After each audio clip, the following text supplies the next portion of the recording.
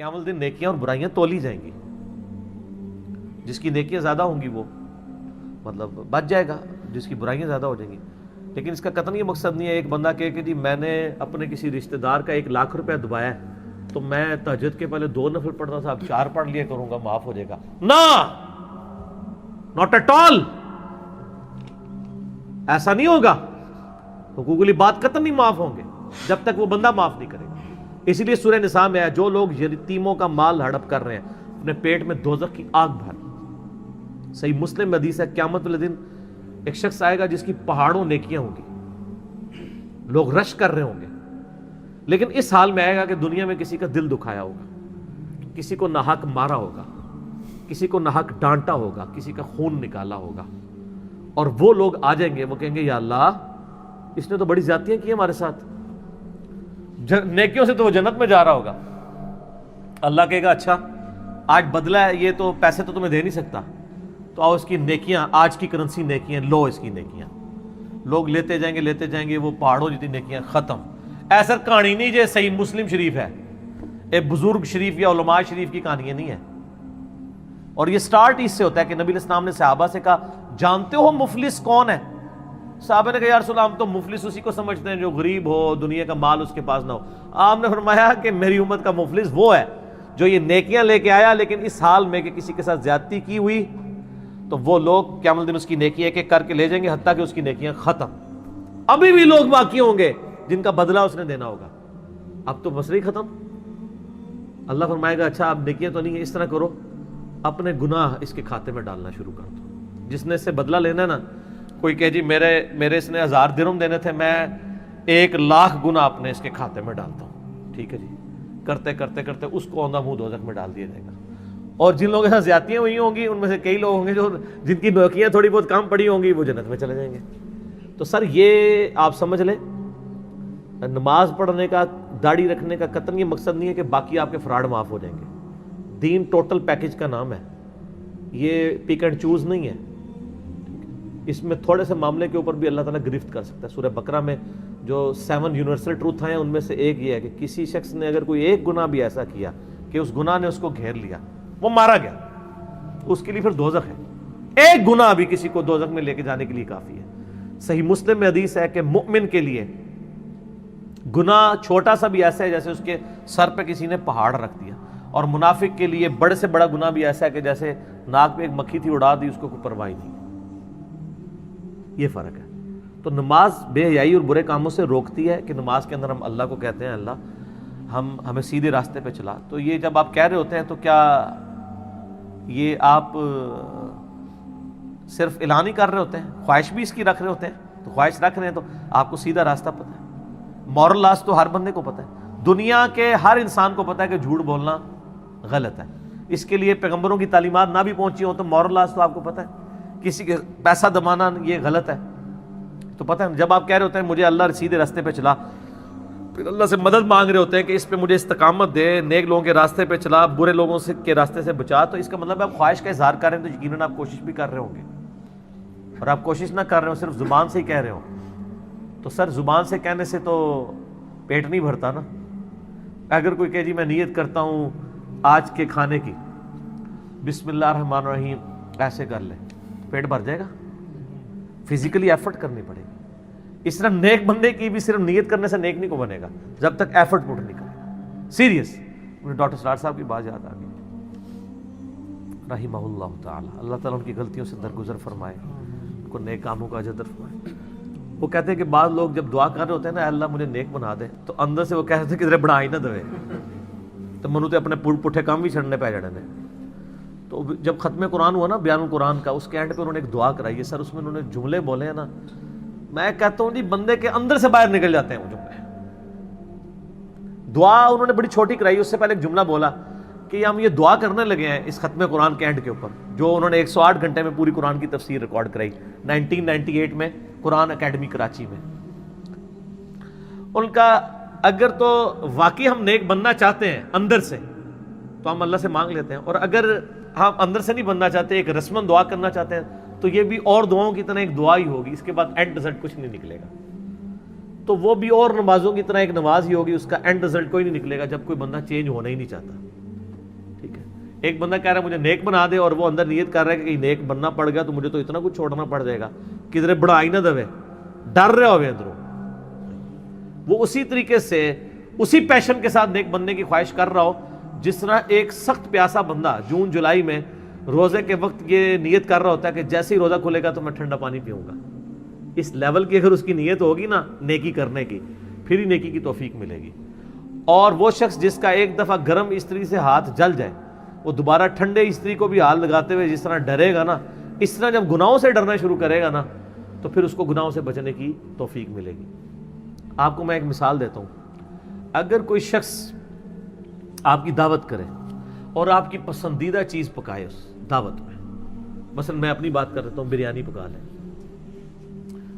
تو, اور میں نے صبح ناشتہ بھی ہلکا کیا ہو, دن کو میں کھانا نہ کھاتا ہوں اور ڈنر میرا بریانی کا ہو, اور جیسے ہی میں اس کی بیٹھک میں انٹر ہوں بریانی کی خوشبو محلے سے ہی گلیوں میں ہی آنا شروع ہو جائے تو بس صرف بریانی شریف کے سامنے آنے کی دیر ہے, پھر ایک میں ایک تو باقی سارے پھیٹے منہ, یہی ہوگا نا.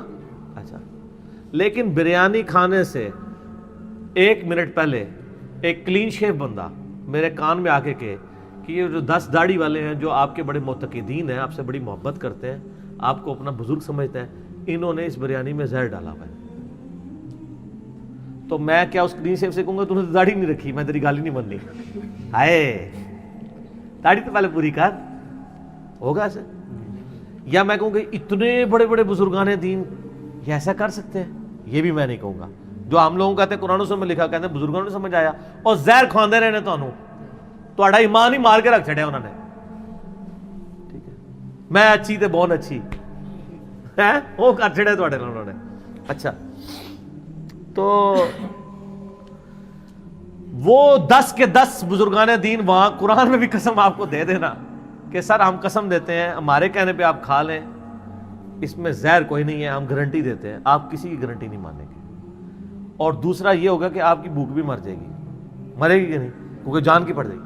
اچھا, وہ جب آپ کی بھوک مرے گی تو کیا اس بریانی کی خوشبو آپ کو لبھا رہی ہوگی؟ تھوڑی دیر پہلے لبھا رہی تھی, اس لیے کہ اس کے اندر چھپا ہوا عذاب آپ کے سامنے آ گیا. تو جس کو اللہ تعالی کی نافرمانی کے کاموں میں, گناہوں میں جو لذت ہے بریانی والی, اس لذت میں چھپا ہوا عذاب جو بریانی میں زہر کی شکل میں ہے نظر آ جاتا ہے, سر اس سے کوئی اثر نہیں کرتی بریانی کی خوشبو.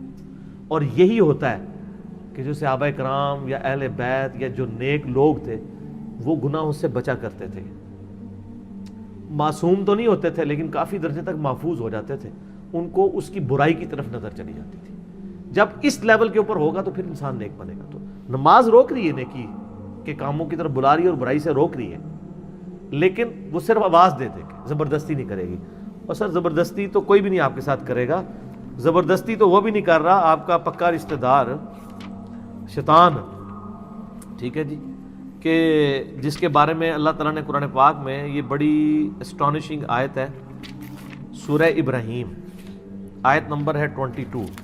قیامت والے دن کا اللہ نے نقشہ کھینچا. یار اللہ کی طرح کون سمجھائے گا کسی کو.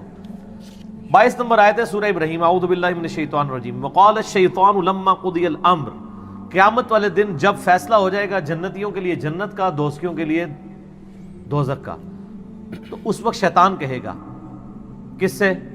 اس سے جس کو اس نے ورگلایا ہوگا, یعنی اکثریت. ان اللہ وعدکم وعد الحق, دیکھو بے شک اللہ نے جو وعدہ کیا تھا تو اللہ اپنے وعدے میں سچا تھا. کیا وعدہ کیا تھا؟ کہ نبیوں کے ماننے والوں کو جنت میں اور نبیوں کے نافرمانوں کو دوزخ میں پھینکوں گا.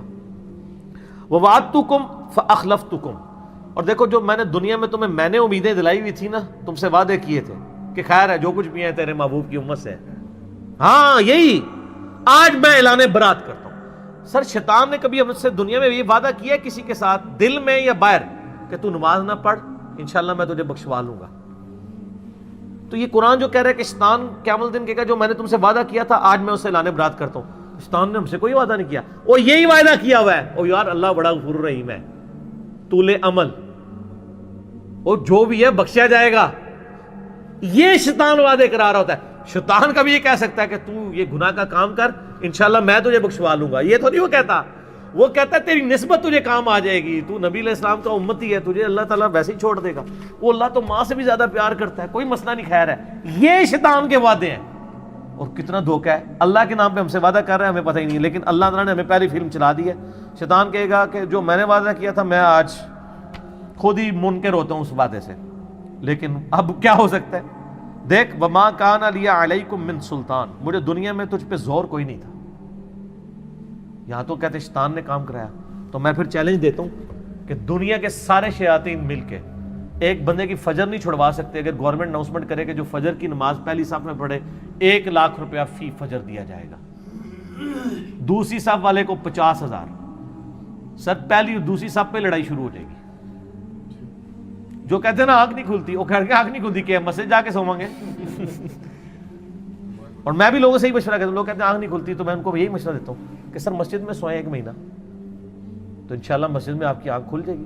اس جگہ پہ سوئیں جہاں پہ نماز ہوتی ہے، اے نہ کہ کمرے وڑ کے سو جاؤ، اتنے تو کسی نے نہیں جگانا، جتنے نماز ہوتی ہے نا اتنے بستر ڈا کے سو جاؤ، جہے 1-2 نمازی آتے ہیں تو ڈنڈے نال اٹھا لین گے، تہاڈی اکھ بھی کھول لین گے۔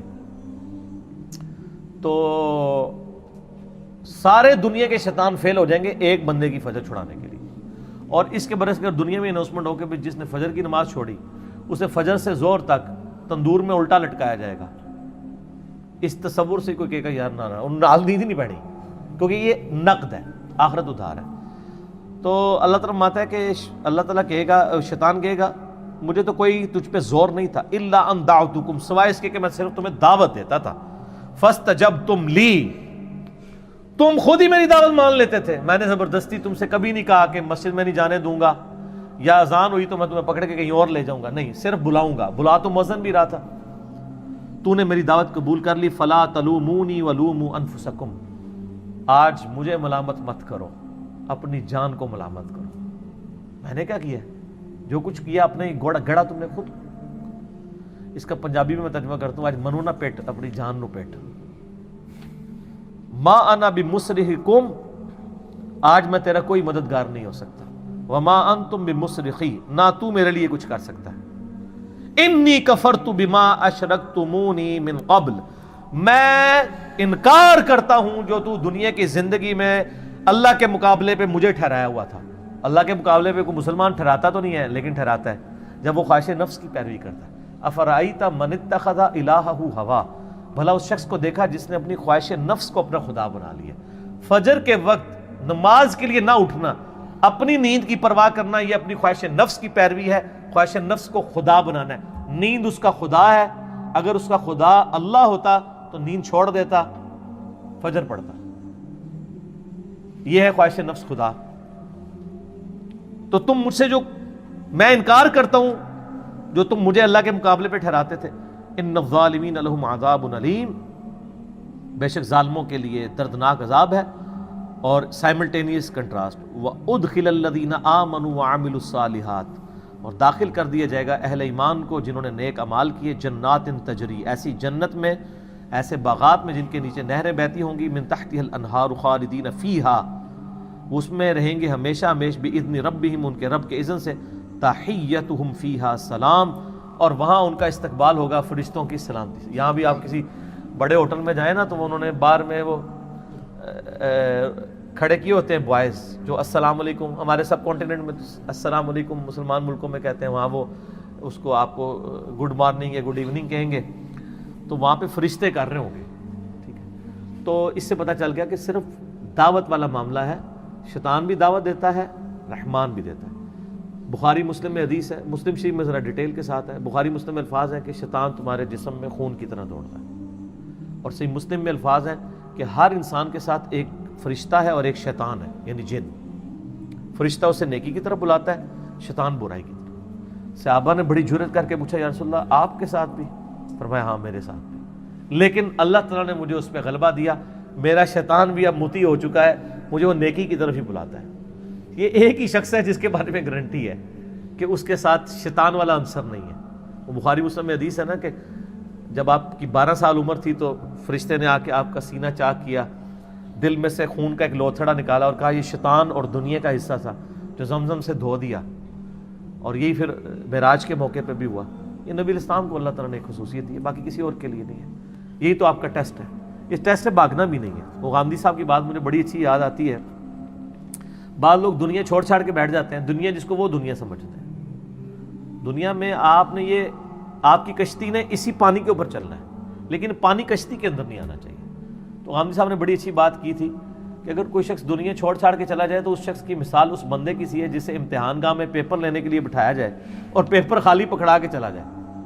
اور جس کو آپ امتحان سمجھیں یہ آپ کا پیپر ہے, آپ کے بیوی بچے ماں باپ آپ کے سارے معاملات یہ آپ کے پیپر ہیں. آپ جنگلوں میں نہیں جا سکتے, یہ پیپر دیں گے تو جنت ملے گی, جنگل میں چلے گئے تب بھی فیل, پھر تو خالی پیپر ہی دے دیا. اسی کو تو آپ نے, اللہ نے آپ کا ٹیسٹ رکھا ہے گیون سرکمسٹانسز میں. ورنہ تو قرآن اور حدیث یہ کہتا ہے کہ چھوڑ کے سب کو چلے جاؤ. اس نے سلوک کا کہا گیون سرکمسٹانسز. ٹھیک ہو گیا.